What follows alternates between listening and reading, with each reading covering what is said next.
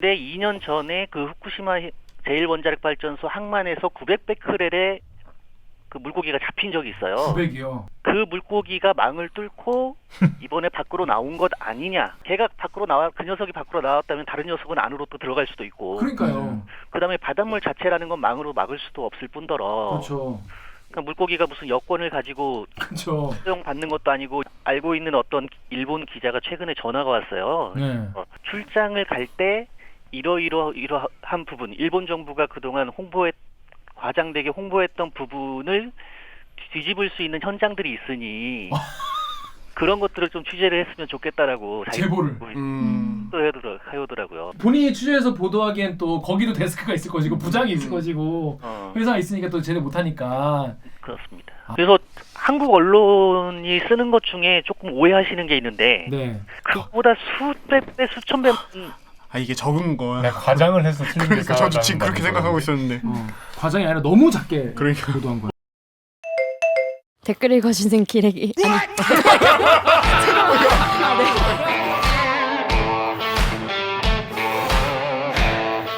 아, 무슨 댓글 힘든데 읽어주는 이렇게 기자들 찔렀네. 기레기 아닙니다.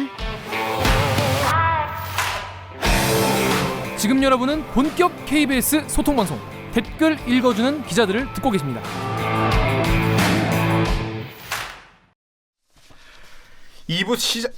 다시 할게요. 그냥 하면 돼. 그냥. 2부 시작하기도 전에 벌써 떨리신다고요? 그렇다면 좋아요 버튼을 듣다 보니 사르르르 댐며드셨다고요? 그렇다면 구독 버튼을 잊지 말고 눌러주세요. 요즘에 이게 사르르르 댐며 드시는 분들 좀 있어요. 내 목소리를 내가 들으니까 되게 이상하다. 뉴스 기사만 봤을 때는 그냥 그런가 보다. 하지만 자세히 알고 보면 더 자세히 빡칠 수 있는 아는 만큼 보이는 아만보 코너입니다. 네, 그 예전에 여러분 이제 후쿠시마 하면 이제 방사능, 걱정, 올림픽, 수산물 엄청 여러분 많은 분들이 걱정 많이 하세요. 자, 그런데 지금 이게 후쿠시마 원전 그 무너진 게 벌써 10년 됐다고. 와, 그래도 2011년이니까. 그러니까 엄청 오래된 일인데 최근에 아직까지도 이게 정리가 전혀 안 되고 있습니다. 심지어 최근에는 후쿠시마 연안에 잡힌 우럭 좋아하십니까? 우럭 좋아하죠. 우럭 좋아하죠. 우럭 매운탕 먹고 싶어. 매운탕? 난 회 역시 회. 자, 회 좋아하시는 분 많은데 일본이 이 후쿠시마 연안에서 잡힌 우럭에서 기준치보다 훨씬 높은 방사능. 얼마나 높은? 약 5배 기준치보다. 아주 높은 베크렐인 거예요. 회 어떻게 먹나? 그러니까 검찰에다 보도가 나왔는데 자, 일본 상황이 어떤지 이게 지금 후쿠시마 원전일 뿐이 아니라 엄청 불안불안한 일이 많이 일어나고 있다고 합니다. 맞습니다. 그리고 우리나라도 이게 지금 거기에서 좀 자유롭지 않아요. 그래서 도쿄에서 후쿠시마 원전과 이 방사능, 올림픽 이런 걸 취재하고 있는 도쿄 특파원, 황현택 특파원을 이 자리에 모시고 싶었는데 모실 수가 없어요. 코로나 때문에. 아니 때문에. 가까운데 잠깐 왔다 갈 수 있잖아. 갔다 갈 수 있는데 그래서 자가격리하셔야 되니까. 그 정도 해줄 수 있지 않나? 이따가 전화 연결 한번 물어보세요. 이렇게 한번. 저희가 전화 연결로 한번 모셔봤습니다. 혹시 연결되어 있습니까? 안녕하세요. 안녕하세요. 어머나. 아니 전화 아직 안 한 줄 알고 얘기한 건데. 선배 안녕하십니까? 오랜만입니다. 기와야 안녕. 안녕하세요. 선배 안녕하세요. 연기. 병수도 있습니다. 병수. 안녕하세요 선배. 반갑다. 네. 잘 지내시나요? 잘 지내시죠? 그럼 연욱이니? 예. 눈썹 문씨는 어떻게 됐어? 아니, 시작부터 왜 이러세요? 망했어요 눈썹. 다들 알아봐가지고 눈썹 어디서 했냐고 다들. 선배 이거 혹시 대리기 출연주 2번째시잖아요.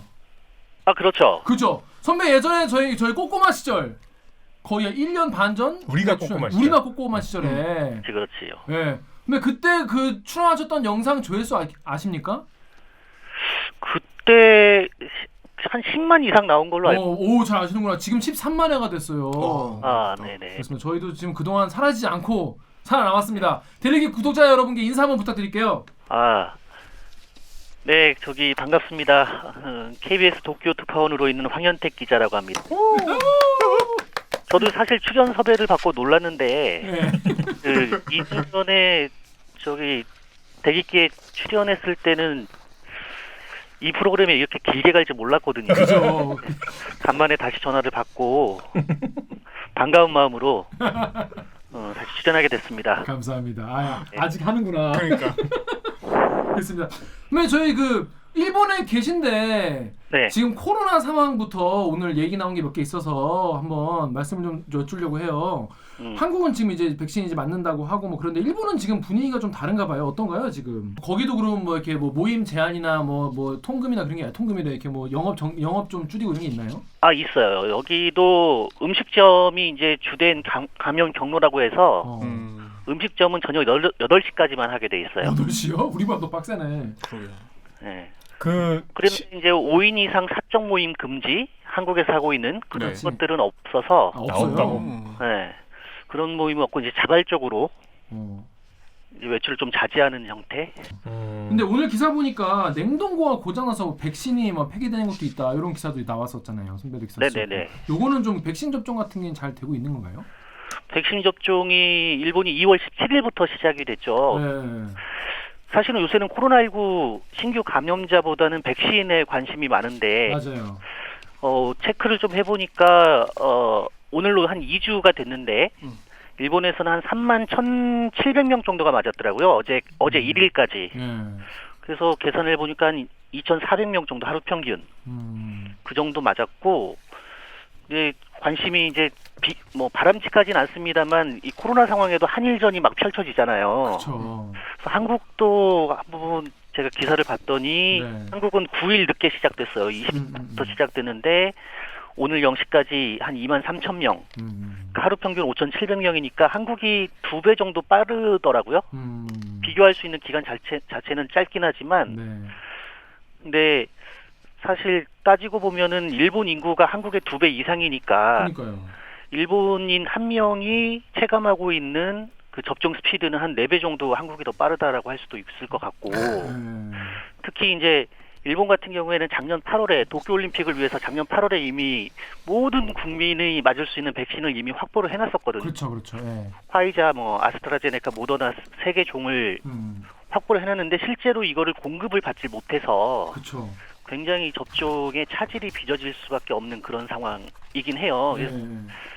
이 국내 언론 보니까 이제 한국이 한 2, 3일 사이에 2만 명밖에 접종을 못했다 그래서 거북이 접종이다 이런 표현을 다른 기사도 있던데 네. 저는 그걸 보면서 이렇게 생각을 하죠. 한국이 거북이 접종이면 일본은 곰뱅이 접종이다 그러니까. 그런 느낌이 들더라고요. 아 그렇구나. 일본 국민들 되게 불안감이 많을 것 같은데 선배는 거기서 백신을 맞으려면 되게 후순위 아니겠습니까? 뭐라고? 선배는 황현택 기자 같은 한국 특파원들은 그렇죠. 거기서 백신 맞으려면 되게 후순위겠어요? 그렇죠. 일반 국민들이 맞고 나서 아마 제외 국민은 특히 뒷순위로 밀릴 것 같긴 한데 다만 이제 그런 변수가 하나 있어요. 여기는 7월에 23일 날 도쿄올림픽이 있잖아요. 그죠. 도쿄올림픽을 취재하려는 기자들, 외신 기자들을 포함해서 이런 사람들은 좀 일밖에 하지 않을까. 그럴 수도 있겠네. 취재할 때 우리가 비표 같은 거 받을 텐데 비표에다가 이렇게 맞아요. 받으면 구멍 한번 빵 뚫어주고 백신 또 한번 맞으면 구멍 한번 또 뚫어주고 이런 걸 비표로 관리하지 않을까? 확인하지 않을까. 그렇군요. 또 드네요. 올림픽을 하는 모양이네요. 올림픽 얘기는 좀 뒤에 이따가 뒤쪽에 얘기를 나누도록 하겠습니다. 자, 아무튼 백신 상황은 좀 그렇게 한번 정리를 하고요. 자, 근데 그 기사 가장 많은 분들이 또 이 먹거리다 보니까 이제 방사능 우럭 관련해서 많은 분들이 걱정하시는 댓글을 엄청 많이 달았어요. 일단 첫 번째 댓글 우리 작가님이 한번 읽어주시겠습니까? 네, 루리우의 작가님 자기소개 좀 해주시죠. 우리 코미티 기자한테. 네, 안녕하세요. 작가 정혜주라고 합니다. 반갑습니다. 읽어주세요. 네, 루리우의 서바인님이 코로나 때문에 묻혔을 뿐이지 후쿠시마 공포는 2019년 이전부터 현재 진행형이었음. 현실이 되나가 아니라 이미 현실. 그 예전에 선배 우리 도쿄올림픽 얘기할 때 방사능 때문에 못 가는 거 아니냐 이런 얘기가 있었는데 코로나가 더 엄청 빡세게 이게 돌면서 코로나가 더 중요한 이슈가 돼버렸는데 이 방사능 수치가 높은 우럭이 잡혔다. 이게 얼마나 높은 수치가 나온 거예요?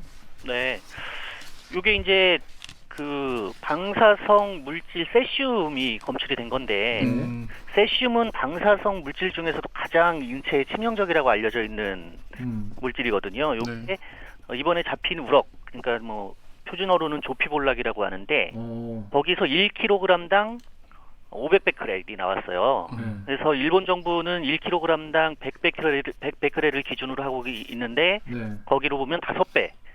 그리고 후쿠시마현은 우리는 조금 더 자구 노력을 하고 있다 해서 자체적으로 기준을 정해놨는데 그거는 1kg당 50베크렐이거든요. 10배네? 기준으로 보면 10배가 되는 거죠. 아 근데 기본적으로 왜 그러니까 후쿠시마 앞에서 잡는다고 왜 방사능 수치가 높은 거예요, 우럭이? 이해를 못 하겠네.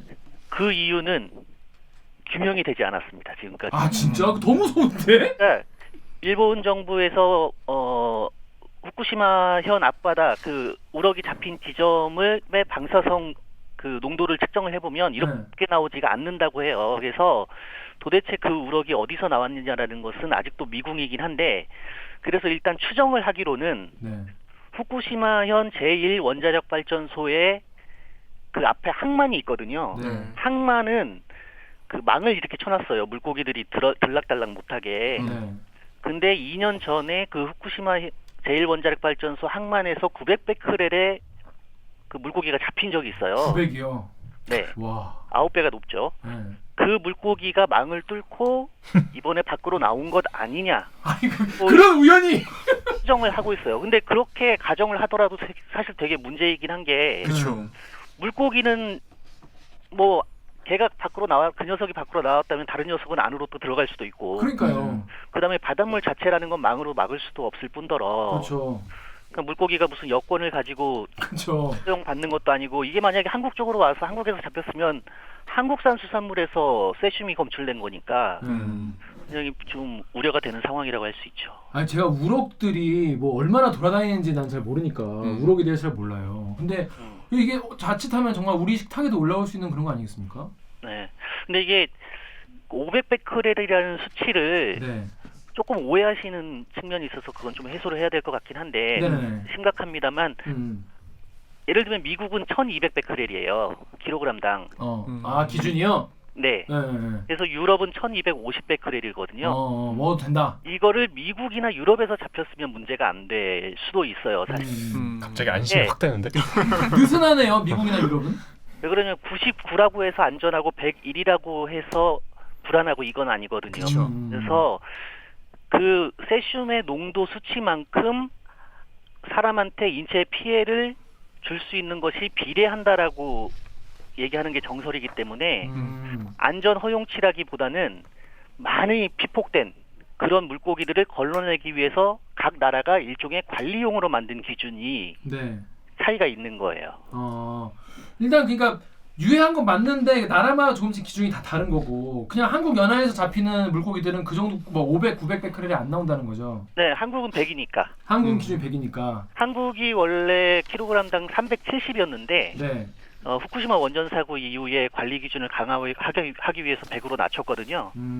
그리고 이제 일본도 후쿠시마 원전 사고 이후에 500베크렐로 높였다가 점점 이제 물고기들이 그 정도 수준이 안 나오니까 점점 낮춰가지고 100까지 낮췄는데 이번에 이 녀석이 높은 것이 하나 나온 거죠. 후회하고 있겠네 지금. 그래서 안 그래도 KBS 사이트의 스포츠님이 비슷한 그 걱정하셨어요. 우럭이 오염됐으면 같은 바닷물 마시는 물고기는 똑같이 오염됐을 건데 걱정된다. 이게 우럭만 조사했으니까 우럭이 이렇게 된 거지. 다른 물고기들 당연히 이런 피해를 입지 않았겠냐. 우리 식탁에 올라올 수 있지 않겠냐 이런 걱정이고. 네이버의 리제이님은 우럭만 출하 금지돼. 다른 어종도 똑같이 금지해야 되는 게 상식적으로 맞는 거 아니냐? 지금 출하 금지가 됐나요? 어떻게 됐나요 지금 조치를? 지금은 아니요. 지금은 우럭만 네. 이번에 잡히는 우럭만 출하하고 판매가 금지됐고요. 그 후쿠시마현 앞바다에서 잡히고 있는 어종이 모두 한 44개 정도가 되는데 맞네. 이 43개는 정상적으로 판매 유통이 되고 있죠. 그리고 네.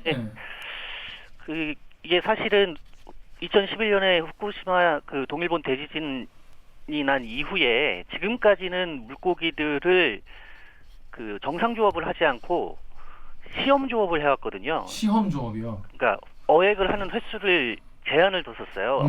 이 잡아봐야 많이 팔리지도 않고 그리고 괜히 잡았는데 높게 나와봐야 문제가 되고 이러니까 지금까지는 시험 조업을 해왔었는데 요게 이제 이달 말로 종료가 돼요. 예, 그럼 이제 정상적으로 조업하는 건가요? 바뀌죠. 그리고 어획 그 횟수들이 제한이 사라지기 때문에 더 많은 물고기를 잡을 수 있게 되는데 그렇게 되면은 그러면은 이번에 우럭이 나왔으니까 그런 것들을 재검토해야 되잖아요. 근데 그죠. 얼마 전에 그 우럭이 잡힌 이후에 그 이걸 정상적으로 정상 조업으로 바꾸기로 다시 정식 결정이 났어요. 아니 왜? 왜? 그러니까 이번에 잡힌 우럭 사례가 굉장히 특이하다. 특이하다. 음. 일반화하기 어렵다. 그럼 조사를 하지 말지. 그렇게 얘기할 거면. 그렇습니다. 그렇습니다. 아니 근데 저 개인적으로 궁금한 게 일본 내부에서 이렇게 후쿠시마 뭐 농수산물 먹어서 응원하자 뭐 이런 캠페인이 있었잖아요. 그렇죠. 그럼 지금도 있나요? 또 우리 국민들 반응은 좀 어때요? 일본에 그러니까 이런 것 같아요. 제가 일본에 왔을 때 네. 자주 들었던 질문이 지금이야 뭐 북한의 이제 뭐 미사일 위협 같은 게 많이 이제 사라졌지만 네. 북한에서 미사일을 그렇게 많이 쏘는데 한국 사람들은 그걸 머리에 이고 불안해서 어떻게 사느냐 이런 질문을 많이 받거든요. 는 역으로 질문을 하죠. 뭐내 방사능 공포는 지진 공포 때문에 일본에서 그걸 어떻게 사느냐라고 얘기를 하는데 네. 그게 약간 이런 것 같아요. 그러니까 서로의 위험이 좀 일상화돼 있으면 좀 인식을 걸리잖아요. 네. 그래서 우리는 이제 한국은 일본산 먹거리에 대해서 한국 소비자들은 굉장히 민감한데 일본에서 이제 후쿠시마 10년이라고 해서 최근에 조사한 걸 보면 네. 후쿠시마산 먹거리가 꺼려진다는 응답이 한 10%도 안 돼요. 아 진짜요? 네, 8.1%인가 나왔어요.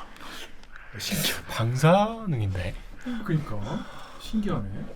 아니 그래서 지금 보배드림이랑 덕후 댓글 우리 강경수 읽으시죠. 보배드림의 안나감님께서 저 기준치조차 후쿠시마 터지고 나서 대폭 올린 기준치 아닌가?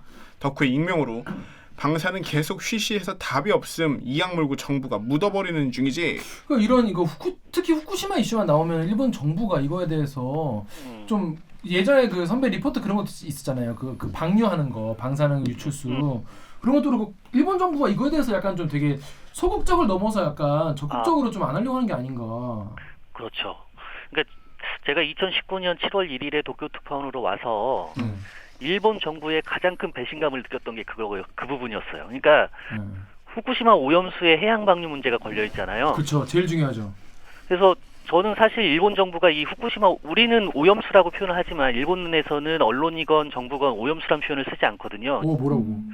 정화수. 그다음에 야 일본에도 기레기가 이렇게. 그다음에 또 알프스라는 이제 ALPS라는 장치가 있는데 이게 다핵종 제거 설비라고 해서 여러 가지 방사성 물질을 걸러낸 설비가 있어요. 네. 알프스 처리수 이렇게 부르거든요. 알프스 처리수. 처리수. 뭔가 에비앙 마시는 그런 느낌인데. 그 깨끗한 물. 들으면 오. 이제 방류해도 될 거라고 생각을 하잖아요. 이제 제가 도쿄에 와서 취재를 해보니까 실제로 알프스 처리가 된 처리수의 80 몇 %, 당시엔 83%였던 걸로 기억을 하는데 거기에는 그 기준치를 넘어가는 방사성 물질, 그러니까 아까 말씀드린 세슘이나 요오드나 이런 것들이 그대로 남아 있었던 거죠. 기준치 넘게. 그래서 저는 그 도쿄전력의 그 문서를 처음 봤을 때 굉장히 배신감을 느끼게 되더라고요. 그래서 그 이후로도 이제 일본 정부는 처리수나 뭐 이렇게 정화수란 표현을 쓰긴 하는데 최근에는 오염수라는 표현을 쓰는 언론들이 굉장히 많이 늘었어요. 일본 언론들도. 그 선배도 거기 이제 특파원으로 가 있으니까 현지 언론인들이랑 또 이제 뭐 접촉도 하고 이제 밥도 먹고 얘기도 할 거 아니에요. 네. 그러면 그러니까 우리가 생각했을 때는 그러니까 뭐 일본 정부도 밉고 일본 언론인도 다 미운 분들 많이 계시겠지만 사실은 거기도 되게 양심적이고 일 열심히 하고 되게 똑똑하고 바른 사고하시는 분도 많이 계실 거 아니에요, 그죠? 그렇죠. 그런 언론인분들도 되게 걱정이 많으시겠어요. 어때요? 그래서 이거는 이제 저희가 이제 3.11 10주년 3.11이요? 동일본 대지진 있잖아요. 네. 알고 있는 어떤 일본 기자가 최근에 전화가 왔어요. 네. 자기는 이제 지역 근무를 후쿠시마에서 근무를 했는데 지역 근무가 후쿠시마요? 저희도 이제 지역 근무를 돌지 않습니까? 전 창원 갔다 오고 그거 그 후쿠시마 가셨구나. 그래서 후쿠시마에서 지역 근무를 했는데 네.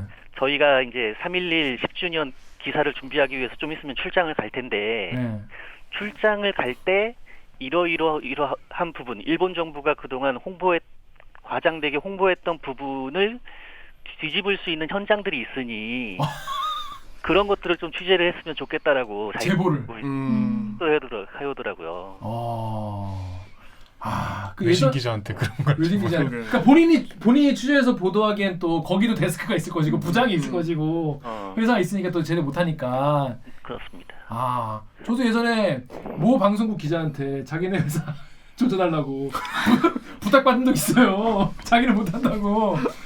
그래도 그런 분들이 계시는구나. 사실은 이제 일본 내에서 일본 기자들은 뭐 후쿠시마의 진실에 대해서 잘 알리는 것도 중요한데 네. 현지인들에 대한 배려 이런 것들도 굉장히 많이 고려를 하는 것 같더라고요. 그러니까 거기 사시는 주민분들, 후쿠시마 주민분들. 그렇죠. 저희가 사실은 후쿠시마에 취재를 가면 네. 저희가 우리가 이제 선량계를 들고 다니고 마스크를 쓰고 네. 아니면 뭐 이게 방호복 같은 것들 입고 네. 이렇게 취재를 다니면 후쿠시마에 사시는 주민들이 좀 싫어하는 측면이 있기는 해요. 그건 당연히 그러실 것 같아요. 어쩔 수 없는 이유로 현지에서 거주를 하고 있는데 그렇죠. 자꾸 이제 외부의 미디어들이 와서 불안하다 뭐 이런 식의 보도를 계속 하게 되는 거에 대해서 저희도 이제 좀 조심하기는 하죠. 그래서 일본에서는 또 그 풍평 피해라는 단어를 굉장히 많이 쓰거든요. 품평. 그러니까 후요 히가리라고 해서 예. 피해는 피해인데 풍평 피해라고 해서 풍평이 이제 뜬 소문. 그래서 일본 언론이 보도를 하거나 일본 시민단체가 지적을 하거나 외국 미디어가 지적을 하면 네. 100의 100 반응이 풍평 피해를 조장하지 말아라.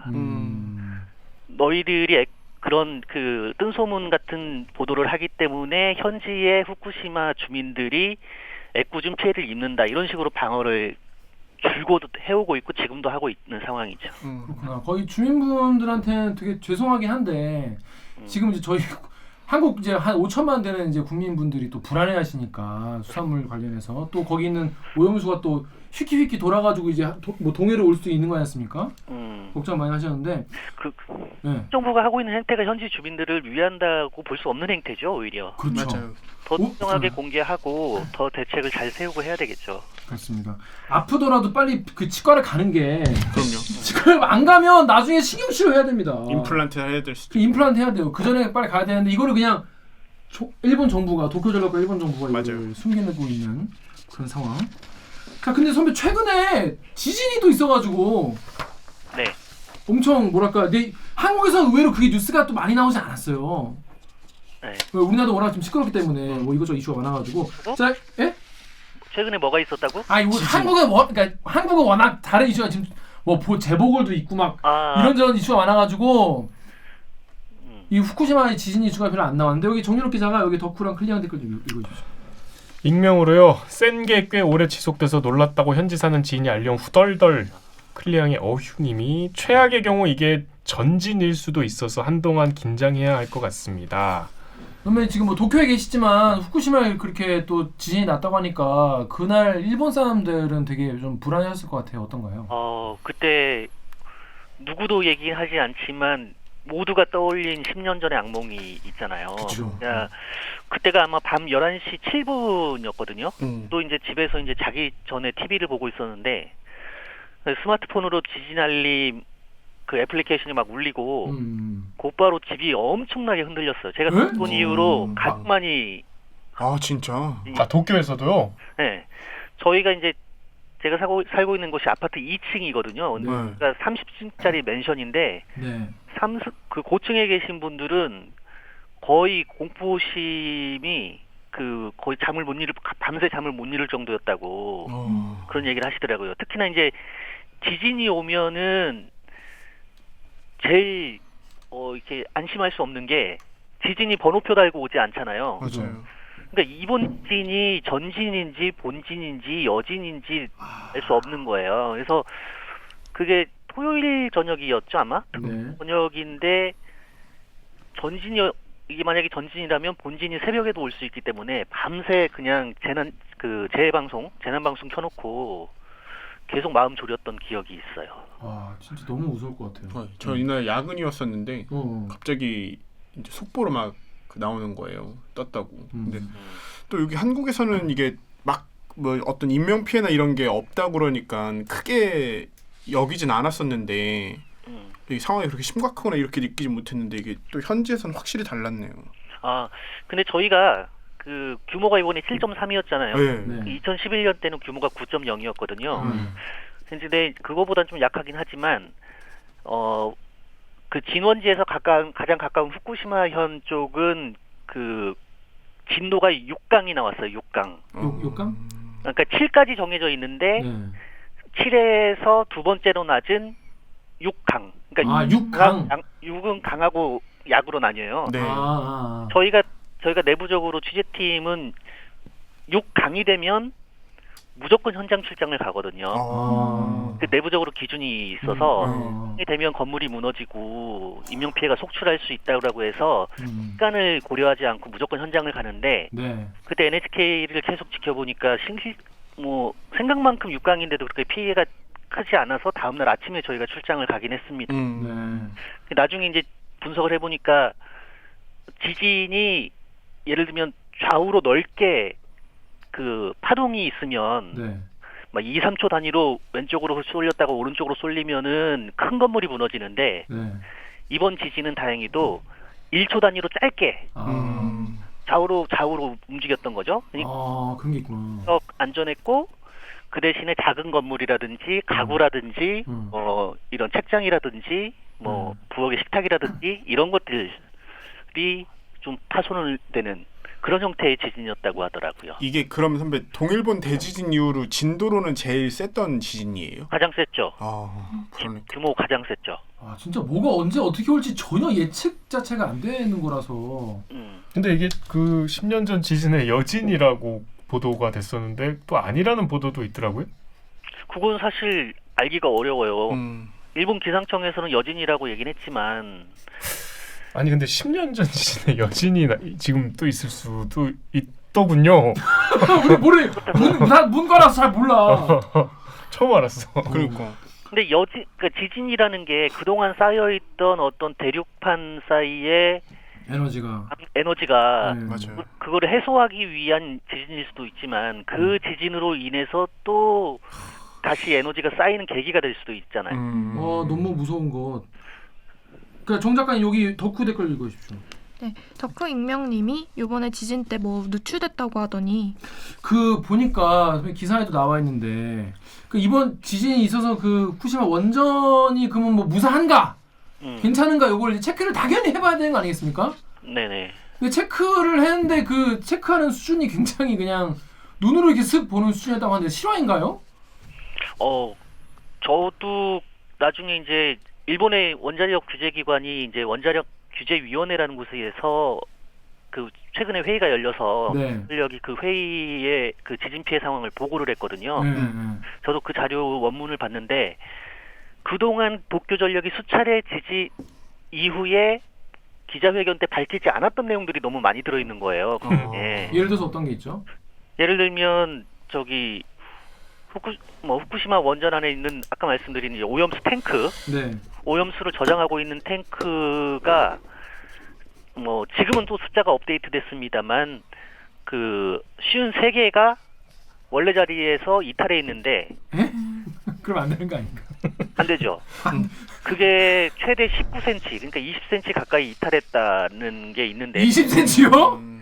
사실은 흔들리니까 그럴 수도 있지만 제가 심각하게 봤던 건 그 자료 중에서 그 탱크를 검사하는 방식이 유관 검사를 했다라는 거예요. 그러니까 그게 왜 그러냐면 거기에 탱크가 1,060개가 있거든요. 그 안에 탱크 하나당 보통 1,000톤씩의 오염수가 들어있는데 거기는 아까 말씀드린 것처럼 그 방사성 물질이 그대로 남아있기 때문에 후쿠시마 원전 안에서도 가장 고위험 지역에 속해요. 그 안에 저도 후쿠시마 원전 취재에 가봤습니다만 그 앞에서 온마이크 잡을 수 있는 30초 정도의 시간만 허용되고 바로 차 타고 이동을 해야 되는 지역이거든요. 근처만 가도. 그렇죠. 근데 그런 지역에 1,060개나 되는 그 오염수 탱크를 거기에 유관 검사 결과 이렇게 표현이 돼 있어서 이게 제대로 검사가 돼 있는 건 맞는지. 이게 근데 그럼 그 선배 일본 내부에서는 이런 식으로 뭔가 방사능에 대한 정보가 제대로 혹은 충분히 공개되지 않는 거에 대한 불만이나 이런 건 없어요? 난리 날 것 같은데 우리나라 같은 아니죠. 그 자리에서 그 원자력 규제 그러니까 원자력 규제 위원들한테 굉장히 도쿄 전력이 혼이 많이 났죠. 10년 전 교훈을 하나도 되살리지 못했다. 이런 표현이 나왔고 당시에 이제 그 한국에도 보도가 됐습니다만 지진계가 고장이 나 있었던 상태였어요. 그러니까 자 잠깐만 다음에 꿈나라님이 그래서 지진계가 고장난 것인지 아니면 공개할 수가 없어 내버려둔 것인지 의심스럽다. 그 한국 국민들도 이런 걱정하는 거예요. 이게 어떻게 된 겁니까 이게? 그러니까 10년 전에 후쿠시마 동일본 대지진 터졌을 때 3호기 같은 경우에는 우리가 얘기하는 멜트다운이라고 농용이 일어났었잖아요. 그래서 그냥 그 원자복이 그냥 흘러내린 거예요. 수소 폭발을 일으켜가지고. 네, 수소 폭발. 네, 그 3호기 안에는 그 작년 7월하고 작년 3월이구나. 작년 3월에 지진계를 2개를 설치했다는 거예요. 네. 그러니까 그 이후에도 지진이 계속 있을 수 있으니 그 지진이 3호기에 미치는 영향을 정확히 분석하는데 필요한 데이터를 확보하기 위해서 지진계 2개를 설치를 했는데 작년 3월에 이게 작년 7월에 폭우로 침수되면서 하나가 고장났고 또 하나는 작년 10월에 측정이 계속 잘못되는 오류가 있었다는 거죠. 그러면은 이거를 수리를 했어야 되는데 이걸 수리를 하지 않고 방치를 해놓으니까 규모 7.3의 강진이 실제로 발생했을 때 그 지진 데이터가 하나도 기록이 안 된 거예요. 심지어 아까 말씀드린 도쿄전력이 보고한 자료에는 그런 내용도 없어. 와. 이거는 원자력 규제위원회 위원이 야 작년에 우리가 지진계 설치하라고 했잖아. 그거 설치한 거 이번에 결과가 어떻게 나왔어? 그러니까 죄송합니다만 그거 고장난 상태였습니다. 이렇게 답변하는 과정에서 드러난 거예요. 우리나라였으면 진짜 난리 났었겠네요. 난리나. 이건 말이 안 되는 건데. 그래서 아마 도쿄전력이 이번 주에 추가 보고를 또 해야 됩니다. 수요일인가 그럴 거예요. 수요일 아마. 우리 다음 댓글 읽어주십시오. 다음에 무기명님께서 시간당 10시버트라니 맨날 밀리시버트, 마이크로시버트만 쓰다가 신선하네. 저거 사람이 작업할 수 없는 거 아니야? 고방사선 작업도 분단위로 쪼개서 시뮬레이션하고 하는데 저건 가까이 가다 죽겠다. 지금 후쿠시마 원전 안 그래도 지금 거기서 누출되고 있는 방사선의 양이 되게 높다는 거죠, 이 정도로. 그렇죠. 그러니까 일본에서는 뭐 어차피 후쿠시마 원전을 재사용할 수 없으니까 그걸 이제 없애는 작업을 하고 있는데 폐로 작업을 하고 있다고 하거든요. 폐로. 네. 원자로를 폐기하는 거죠. 그걸 앞으로 뭐 30년, 50년에 걸쳐서 해야 되는데 그것도 뭐 폐로를 그렇게 서둘러서 할 이유가 없다는 지적이 있음에도 불구하고 일찍 서둘러서 하고 있어요. 지금 폐로를 하려면 안에 사람들이 들어가서 내부 환경이 어떤지를 조사를 해야 되는데 그거 자체를 할 수가 없는 거예요. 최근에 기사를 보셨는지 모르겠습니다만 그 원자로 뚜껑에서 그 사람이 노출되면 1시간 내에 사망할 수 있을 정도의 고농도 방사선량이 나왔다. 이런 보도도 있었잖아요. 그래서 그 지점이 원자로를 덮고 있는 뚜껑 지점이에요. 근데 우리가 사실 그 안에 있는 원자로를 폐로로 하려면 그 방사성 그 핵연료죠. 핵연료 찌꺼기를 밖으로 꺼내야 되는데 그러려면 우리가 아이스크림 먹을 때 제일 먼저 하는 게 뭐예요? 껍질 벗겨야죠. 껍질 벗게 되죠. 껍질 벗게 되잖아요. 그 작업조차 지금 못 하는 거예요. 그럼 계속 그냥 두는 거네 그냥. 근데 이게 반감기라는 게 굉장히 길기 때문에 그냥 둘 수는 없고. 그렇죠. 몇백 년 걸리잖아요. 이게 본격적인 폐로를 하려면은 일단은 말씀드린 1차 관문, 그 뚜껑 여는 것부터 해야 되는데, 그래서 원래는 내년에 그 폐로 작업, 그 핵연료를 꺼내는 작업을 하려고 했는데, 오늘 뉴스를 보니까 그것도 연기될 것 같다. 이런 뉴스가 또 나오고 있더라고요. 아니 근데 거기 지금 자 여기 좀 강병수 기자 여기 클리아는 보배드림 댓글 읽어주십시오. 클리앙의 임노동자님께서 저것들은 이런 걸 기회로 방사선 폐기물, 냉각수 같은 걸 바다에 버릴 것 같아서 그게 걱정이네요. 버려도 우리에게 제일 해로운 방향으로 할 텐데요. 고배드림의 GJAO님께서는 10년 지나면 뭐 하나요? 오염수를 바다로 버리는데 말이죠. 일단 이거 잘 모르시는 분도 계실 것 같아 그런데 일단 이 오염수 자체가 지금 왜 나오고 있는 겁니까 이게 지금 이게 돌아가는 것도 아닌데. 말씀드린 것처럼 수소 폭발이 일어났고 안에서는 핵분열 자격이 그 핵 찌꺼기, 그러니까 데브리라고 부르는데 핵분열이 계속 일어나고 있어요. 지금도 계속 일어나고 있어요. 지금도 계속. 그러니까 고온을 동반하고 있기 때문에 그 핵분열을 자제시키기 위해서는 그 안에다가 그 찬물을. 킬 수 있는 냉각수를 계속 집어넣어야 되거든요. 네. 그걸 그 냉각수가 그 안에 있는 고농도 방사성 물질하고 결합을 해서 밖으로 흘러나오는 게 오염수가 되는 거죠. 그렇죠. 그 오염수를 아까 말씀드린 알프스 처리수 처리수. 성 물질을 없애기 위한 그 처리 설비를 거친 다음에 남은 물을 보관하는 게 오염수 탱크입니다. 네. 근데 이게 그 언제까지나 계속 그 보관만 할 수가 없으니까 그렇죠. 물을. 물론 보관하라는 그런 요구가 많습니다만 일본 정부는 가장 손쉽게 이게 골칫거리기 때문에 네. 없애는 방법 여러 가지 고민을 하다가 최근에 결정한 게 다시 한번 알프스 처리를 거쳐서 그 남아있는 방사성 물질은 없애고 그래서 그거를 바닷물에 희석해서 해양 방류를 하는 게 가장 현실적이고 손쉽고 비용이 안 드는 방식이다.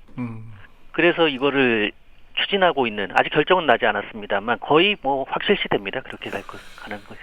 야, 그거가 아마 이제 한 번 방류하면은 이게 앞으로 지속적으로 계속 그렇게 버릴 거 아니에요. 그래서 한국 언론이 쓰는 것 중에 조금 오해하시는 게 있는데 네. 지금 현재 그 130만 톤의 오염수가 있어요. 130만 톤. 130만 톤. 감이 안 와.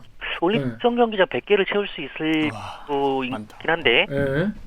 근데 130만 톤이 바다로 흘러나온다 이런 제목을 다는 기사들이 있는데 이건 틀린 기사예요.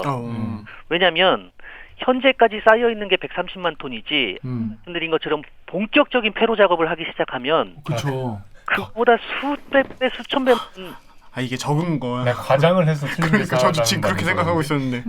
과장이 아니라 너무 작게 그러니까. 보도한 거예요. 농도가 짙은 그런 오염수가 앞으로 더 나올 수가 있거든요. 이거는 일본 정부도 계산을 못했고 아무도 계산을 하진 않았습니다만 그런 것들이 폐로 작업 중에 계속 오염수들이 나와가지고 후쿠시마 앞바다에 버리면 저 오호츠크에 지나서 미국 서부 지나가지고 한 바퀴 돌아서 우리 동해까지 1, 2년이면 온다고 하는데 그 안에 있는 삼중수소의 양은 어쨌건 똑같은 거죠. 변하지 않으니까. 이 정도면은 국제사회에 일본 정부가 진짜 책임지고 좀 투명하게 정보를 공개할 의무가 있는 것 같은데. 와. 너무 무서운데 이게 보면은 알프스 무슨 정화 시스템이 얼마나 걔네가 잘 만든지 모르겠지만 지진계도 그냥 개판으로 관리한 거 아니겠습니까? 그래서 사실은 그런 거죠. 예를 들면 일본에서 그러니까 탱크 한 개 들어있는 오염수 1000톤을 네. 알프스 처리를 다시 돌려서 한 번 더 돌려서 남아있는 게 있는지를 최근에 공개를 했는데 네. 0이라면 좋겠죠. 최근에는 다 떨어졌다라는 조사 결과를 발표를 했어요. 그런데 문제는 1000톤은 그렇게 했다고 치고 나머지 120만 9천은 만약에 바다로 흘려보내면 그걸 누가 참관하는 것도 아니고 그렇죠. 검증하는 것도 아니고 어떻게 검증해? 흘려보낸 걸 다시 우리가 회수해서 조사해 볼 수도 할 수가 없죠. 결국 신뢰와 믿음의 문제인데 어떻게 믿어 일본 애들을? 그 부분에 대해서 고려를 잘 안 하고 있는 거죠. 특히 우리는 더 못 믿죠. 그러니까. 이게 처음에 그 에비앙 드립 치고 그럴 수준의 문제가 아니네요. 그러니까 아까 말씀하신 대로 본격적인 폐로 작업과 이게 최소 한 몇십 년 걸리지 않지 않겠습니까? 네. 그 이후로 그냥 계속 이거 그냥 바닷물 그냥 옳다구나하고 계속 쓰고. 그래서 그 일본의 이제 시민단체들이나 그 전문가들은 계속 탱크를 지어서 계속 나오는 오염수 폐로를 만약에 저장을 해라. 나오는 오염수를 저장을 해라. 또 어차피 방사성 물질이라는 것은 뭐 세슘도 30년 세슘 뭐 실은 30년 지나면 반감이 되기 때문에 100년 이상 보관하고 주변국이라든지 일본 시민들이 일본 국민들이라든지 안심을 하는 그 시기에 버리는 게 좋지 않느냐 이렇게 지적하시는 분들도 있죠. 그게 제가 봤을 때는 되게 합리적이고 제정신인 것 같은데. 근데 일본 땅 안에 그걸 두기가 싫은 거예요. 어쩌라는 거야? 다 같이 죽잡밖에 더 돼요, 사실상. 무책임한데. 근데 거기에 또 이렇게 일본 땅에 두기 싫은 것 자체가 거기에 계속 그걸 두면 그거 찍으러 또 언론인들이 해외 언론인도 와가지고 찍고 품평 피해 입히고 이런다는 거 아니겠습니까? 그렇죠. 아니 나 안 갈 수가 없는데 지금 이 얘기를 들은 상태에서 저기가 어떻게 관리되고 있는지를 누구나 다 궁금해야 되는 거 아닌가? 자, 그래서 이렇게 거기 갈 수 없다 이런 강병수 기자 같은 이런 분들이 많아가지고 지금 마지막으로 자, 그러면 근데 이 상황에서 올림픽을 한다는 거 아니겠습니까? 평화의 대제전 7월? 이거 어떻게 돼요 이거? 지금 국내에서 지금 분위기가 어때요? 거기 지금 막 성희롱 발언하고 막 그 담당 강요를 개판 쳐가지고 지금 분위기 안 좋던데 어떤가요 지금? 역으로 좀 물어보고 올림픽 할 수 있을 것 같아요? 저는 안 될 것 같은데. 그게 정답입니다. 아무도 몰라요. 네. 그러니까 스가 정권은 정말 하고 싶어해요. 예전에 시계를 거꾸로 돌려보면 1940년에 도쿄올림픽이 하계올림픽이 네. 제2차 세계대전으로 취소가 됐잖아요. 네. 이번에 취소가 되면 와. 최초로 연기는 했습니다만 이번에 취소하면 전 세계 중에서 유일하게 올림픽을 2번 취소하는 도시가 도쿄가 돼요. 기네스북에 올라가겠네요. 그리고 이제 저기 부총리 아소다로 네, 아소다로. 작년에 네. 40년 저주설을 얘기를 했었잖아요. 그건 뭐예요? 올림픽은 40년마다 망한다. 그건 뭐야? 노스트라다무스야? 왜 그래? 1940년에 도쿄올림픽하고 삿포로 동계올림픽이 네. 2차 세계대전 때문에 못 열렸고 네. 1980년 모스크바 올림픽이 그때 반쪽이었죠. 미국이 불참해가지고 그쵸. 올림픽 열렸어요. 그리고 정확히 40년이 흐른 2020년 도쿄올림픽이 코로나 때문에 1년 연기된 상태잖아요. 네.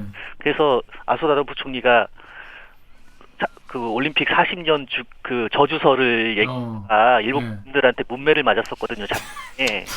근데 지금 생각해 보면 그게 신기가 있는 것 같다. 신기해, 그러니까 어떻게 그래? 나쁘게 흘러가고 있는 거죠. 근데 이제 원래 이제 아베 같은 경우에는 아베 씨 같은 경우에는 예전에 후쿠시마의 부흥을 알리기 위해서 거기서부터 성화 뭐 하겠다 했잖아요. 네네. 근데 후쿠시마 정작 주민분들은 이 올림픽에 대해서 어떻게 좀 생각하나요? 올림픽 그러니까 후쿠시마 부흥을 위해서 말씀하신 대로 3월 25일 불과 한 원래 20분 남았네요. 거기 후쿠시마에서 성화가 출발을 하는데 얼마 전에 코로나19 확산 방지를 위한 가이드라인, 성화봉송 가이드라인이 발표가 됐거든요. 2월 25일일 거예요. 한 달 앞두고. 그때 어떤 내용들이 있냐면 성화 출발 30분 전에 누가 어디를 달리는지 공개하겠다. 왜? 30분 전까지는 누가 어디를 달리는지 모르도록 하겠다는 거예요. 왜냐면 사람들이 모이잖아. 예를 들면 뭐 그럼 뭐야. 괜찮은 조치네요. 플래시몹 같은 거네 약간. 그런 거죠. 아니, 언제적 하지 마세요. 예를 들면 기와가 네. 나 이번에 어디부터 어디까지 성화 들고 달린다 하면은 그 친구들 사진 찍어주러 모일 거 아니에요. 제가 친구가 별로 없어요. 그런 강병수 알아. 네. 그래서 성화 봉송을 직접 하는 사람도 자기가 어디를 알리는지 어디를 달리는지 SNS로 공개하는 걸 금지시켰고 그다음에 특히 연예인 같은 유명인들 그쵸. 사람들을 많이 모이게 하는 효과가 있는 연예인들은 모두 그러니까 인원 통제가 가능한 경기장 내부나 공원 이런 곳으로 지금 봉송 경로가 다 바뀌고 있거든요. 나름 노력을 하고 있네요. 코로나 때문에. 네. 그래서 유명인들이 그러려면 나 봉송 안 하겠다라고 계속 나오고 있는 그것도 뭐야 그냥 해. 성화봉송의 컨셉은 내가 달리는지 아무에게도 알리지 마라. 그게 달려라. 이런 컨셉이에요. 달리기 싫겠다 그러면. 그렇구나. 근데 야 되게 뭐랄까 요상한 발상의 전환이네. 발상의 전환 요상한 우리가 처음 보는 우리가 한 번도 만나지 못한 올림픽이 열린다면 열릴 수 있는.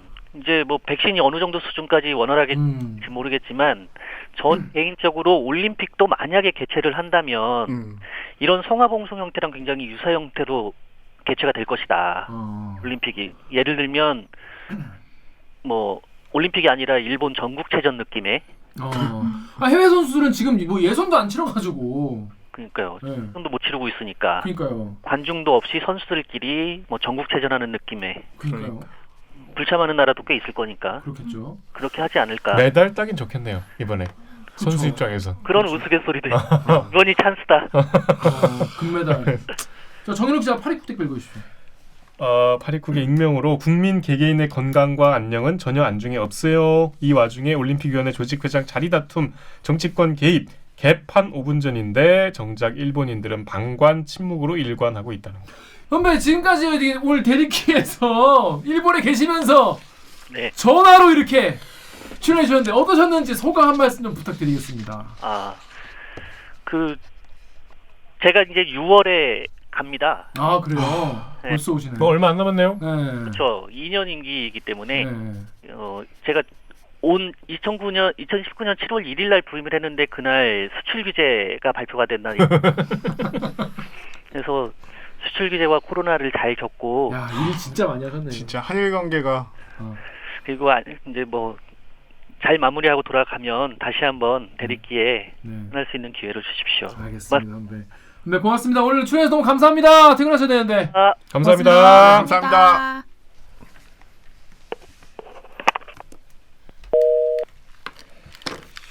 아따. 오. 괜찮을 것 같아요. 약간 체르노빌 생각도 났어요. 진짜. 그 영화. 또 드라마 봤구만. 그거는 와차. 1년 전에 봤습니다.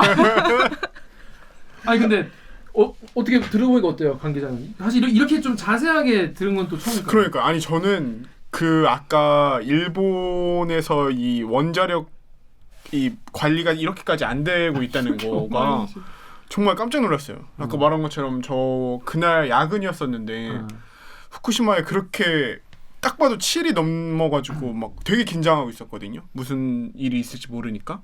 근데 또 큰 피해가 없는 것처럼 넘어가서 그 다행이다 이렇게 생각 멀리 떨어져가지고 피해가 없었나 보다 이렇게 생각하고 넘어갔었는데 이 피해로 인해 지금 일본에 어떻게 보면 좀 숨기고 싶었던 안 좋은 점들이 다 드러난 거잖아요. 다 나오는 거야. 이거는 그리고 사실 일본 내부의 문제가 아니라 정말 전 세계 사람들이 알아야 될 문제거든요. 특히나 우리나라 같은 경우는 일본 사람들이 봤을 때 야 뭐 한국 사람들 뭘 저렇게 민감하게 받아들이냐 하는데 그게 아니잖아요. 우리 입장에서 봤을 때는 좀 그 얘기를 들을 수가 있어서 재밌는 한편 저도 별로 이렇게 사실 크게 민감하게 안 받아들였거든요. 최근에는 일본 원자력 문제에 대해서 다시 한번 좀 생각해봐야 되는 그런 기회가 된 것 같다 이 생각이 드네요. 저도 그런 댓글 봤어요. 지금 그냥 시장 가면은 원산지 뭐 이렇게 보면 막 일본말로 막 써 있다고. 지금도 그런 이제 식품도 많이 있다고 하는데 아니 이게 물이라는 건 우리가 뭐 추적할 수가 없는 거잖아요. 어떻게 되는지. 이게 안보의 개념을 좀 확대하면 우리 국가의 안녕을 해칠 수 있는 외부의 시설에 대해서도 우리가 공격을 할 수 있잖아요. 그렇죠.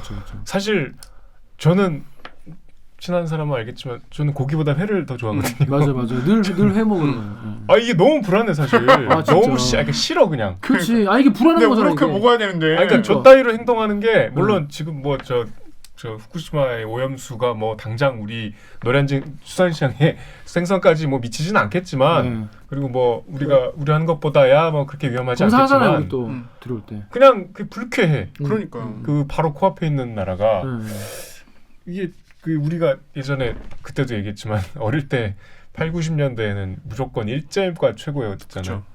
근데 이게 지금 완전히 거꾸로 됐잖아요. 우리가 프랑스가 좀 다른 얘기인데 관용의 나라. 똘레랑스. 네. 뭔가 이 민주화된 시민들의 높은 의식. 시민의식. 그리고 지금 코로나로 판판이 깨졌잖아. 개판났죠. 마스크 쓰게 강제하지 말라고 시위를 하잖아. 이상한 나라같이. 그 마찬가지로 일본에 대한 우리 환상이 민낯을 좀 아주 나쁘게 깨져. 너무 좀 화가 나. 왜 코앞에서 자꾸 회를 좋아하는 사람이 불안하게 말한 것처럼 2011년에 일어난 문제인데 10년이 지난 지금도 여전히 이런 안전과 관련된 논란이 계속되고 있다는 거. 너무 신기한 게 진짜 우리나라 같으면 진짜 가만 안 쓰는 사람들. 그럼요. 아까 그거 지진계가 우리나라는 그거 다 밝혀라. 물러나라. 난리 날 텐데 우리나라 같으면. 그러니까 이게 그 정치가 사실 제일 좀 뭐랄까 정치와 언론이 좀 이해가 안 되죠. 그러니까 이거를 왜 저렇게 놔두지? 방치하지? 작가님 어땠나요? 저는 그 일상화라는 말이 되게 와닿았는데 그러니까 저도 우리 북한 생각하듯이. 그것도 그렇고 저도 이제 강병수 기자님처럼 이거를 하도 그냥 이제 저는 학생일 때 이런 일이 터졌었으니까 그때 그냥 대충 접하고 그냥 그 뒤로 이게 접하게 된 게 이제 일본 또 방사능에 문제가 생겼다라는 식의 그런 단건의 그런 기사들만 이제 접하게 되잖아요. 그러면은 그냥 얘네 또 이래 이러고서 까먹게 됐었는데 이번에 약간 종합적으로 이거 다 들으니까 그냥 관리도 안 하고 애초에 생긴 문제에 대한 부담도 안 지려고 하고 책임감도 하나도 안 가지고 있는 거잖아요. 너무 무서워. 우리 이웃이잖아. 우리 이웃은 다 왜 이런 거죠, 여러분? 단군이 부동산 사기를 당했다. 이게 킹리적 가심. 이게 정설의 학계입니다, 여러분 이게. 자, 정설의 학계. 단군이 부동산 사기. 완전 이거 기획부동산 사기 당했다. 자, 그래서 여러분 들으시기 어떠십니까? 우리 이런 이웃을 그래서 이게 문명 최고 난이도로 깨고 있다 지금. 어렵네, 진짜. 여러분이 다 같이 한번 이거 눈 부르도 이거 한 번에 이거 방류 아까 전 제일 충격적이었던 거는 그 130만 원 톤은 그냥 시장에 불과하다는 거예요. 그러니까요. 얘네가 지진기 하나 똑바로 관리 안 하는데 알프스 장비 똑바로 관리하겠냐? 하겠냐? 애비양이 아닙니다. 예비 아니다 여러분. 앞으로 이게 계속 그냥 한 번 허가하고 한 번 방출하면 계속 방출할 거 아니야. 그걸 걔네가 탐사 보도가 막 가지고 떠보고 이렇게 하겠어요? 그러니까. 하겠냐? 현장에 가야지. 지금도 안 하는데? 위험한데? 일본 기자분들이 좀 힘을 내야겠네. 아니 근데 우리가 할 수 있는 게 너무 없어서 너무 걱정인데? 진짜? 여러분 같이 걱정합시다. 이거 우리가 할 수 있는 걸 찾아봅시다. 그렇습니다. 저희 어떠셨는지 자 황현택 기자 나중에 한국 들어오면 한번 모셔가지고 그러니까. 또 얘기를 한번 들어보도록 하겠습니다. 그리고 또 거기 또 박원기 기자라고 또 가 계시기 때문에 박원기 기자는 또 직접 후쿠시마에 갔어요. 막내 기자라서. 두 명 있잖아. 슬프다. 박원기 기자도 한번 연결해보도록 하겠습니다. 지금 현지 상황 어떤지 알아보겠습니다. 저희 특파원이 후쿠시마 현에 나가 있습니다. 박원기 특파원, 오늘 오후에도 여진이 있었죠? 여전히 불안한 상황일 것 같은데 지금 어떻습니까? 네, 저는 지금 후쿠시마시 북쪽 외곽에 있는 코오리마치라는 곳에 와 있습니다. 인구가 10,000명 남짓한 작은 마을인데요. 제 뒤로 보이는 것처럼 주택 아랫부분이 심하게 뒤틀리면서 손만 슬쩍 대도 곧 무너질 것처럼 위태로운 상황입니다. 자, 그러면 오늘 방송도 참여 방법 알려드리면서 마무리하겠습니다. 기자들! 대들기는 매주 수요일과 목요일 유튜브, 팟빵, 아이튠즈, 파티, 네이버 오디오 클립을 통해서 업로드돼요. 대들기에서 보고 싶은 기자 혹은 다뤄줬으면 하는 기사가 있다고요? 방송 관련 의견은 인스타그램, 유튜브, 팟빵 계정에 댓글을 남겨주세요. KBS의 댓글 맛집 대들기를 응원하고 싶다면 좋아요 버튼을, 대들기 소식이 궁금하시다면 구독 버튼 잊지 말고 한 번만 꼭 눌러주세요. KBS 뉴스 좋았어. 또 만나요. 안녕. 고생하셨습니다. 고생하셨습니다. 괜찮은데? 재밌었어요. 아니 그리고 그런 아까 새로운 진짜 뉴스를 듣는 듯한 그런 새로운 내용이 있어가지고. 일본 기자에게도 아니 황은택 선배 진짜 열심히 하시네.